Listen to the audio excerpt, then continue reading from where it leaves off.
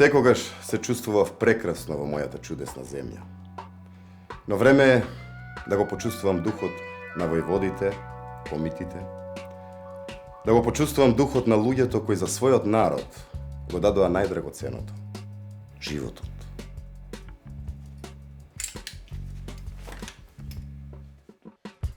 Крушево. Колку е убаво распослано во планинските пазови.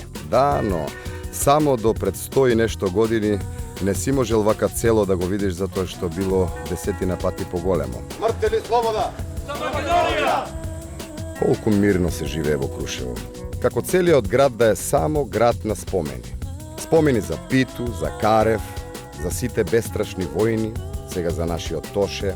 Мислата ми отиде кон војводата Христо Узунов, последниот војвода кој се самоубива заедно со сите од четата. Ги прашав луѓето за него. Ми кажаа дека загинал тука блиску, но не во Крушево, туку отаде во Цер, а дотаму ќе стигнеш по стариот пат.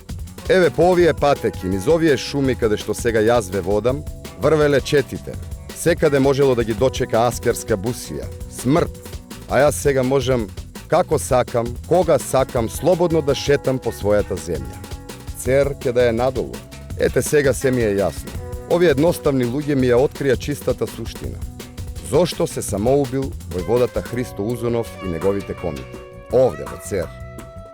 Сигурно заради идеалот, сигурно заради заветот за Македонија, но првиот, најблагороден мотив за саможртва им бил народот. Овој во Цер. Раскажуваат дека селото од сите страни било сардисано, топовите навртени, четата на Узунов село.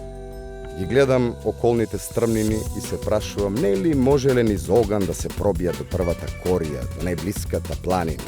Харно ама, селаните ќе останеле и ќе биле жестоко казнети.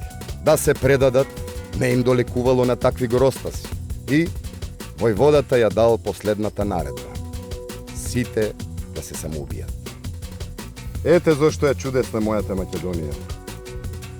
Зашто раѓа вакви чудесни луѓе.